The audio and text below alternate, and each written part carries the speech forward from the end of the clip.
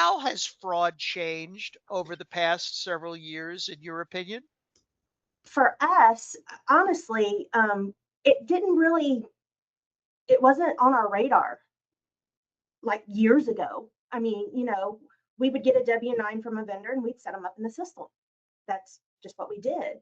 And now, oh my, no, you've got to verify everything. And as Jill knows, being in healthcare, we have so many more regulations with Medicare, Medicaid, and so many other verifications that need to be done. It has changed so much.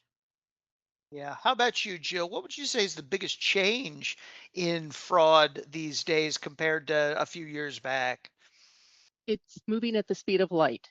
So with the increase that we see in AI, agentic AI agents, chatbots, and the like, it always seems like the fraudsters are one step ahead of me.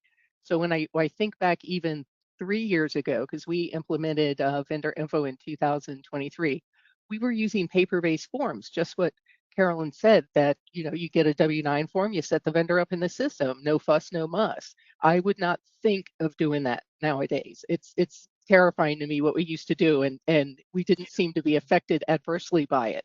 So there's so many more controls that we go through now and so many different checks. And I think my BFFs at Asbury are the IT group, in particular the cybersecurity group. I seem to interact with these people almost on a daily basis, sadly. Yeah. What concerns you the most, Carolyn, about the environment that you just described?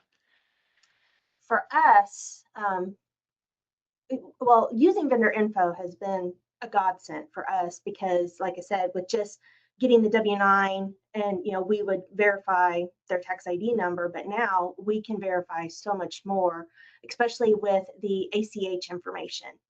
We require every vendor to sign up for ACH. So, and to be transparent, when we first started, we would just take the vendor's word for it. Whatever information they were putting into vendor info, if it matched, we went with it. And we have tightened that up a lot because thank goodness we haven't had any fraud that we know of, but Mhm. nothing's happened yet.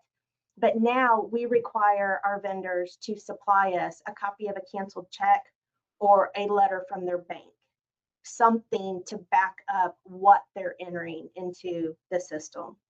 So we are asking our vendors for a lot more detailed information than we used to.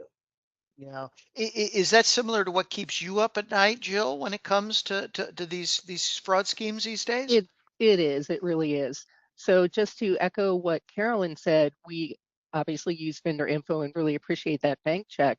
And we implemented, I think it was a year and a half, 2 years ago. We're now, in addition to that, doing test deposits. So every Oh. new vendor that comes through there and our legacy vendors that we're trying to convert from paper checks to ACH payments, we run them through vendor info, we send them test deposits, we call to confirm. We do not email, we call and talk to a human to have the test deposit confirmed. If they refuse to confirm it, they're not going to be my vendor.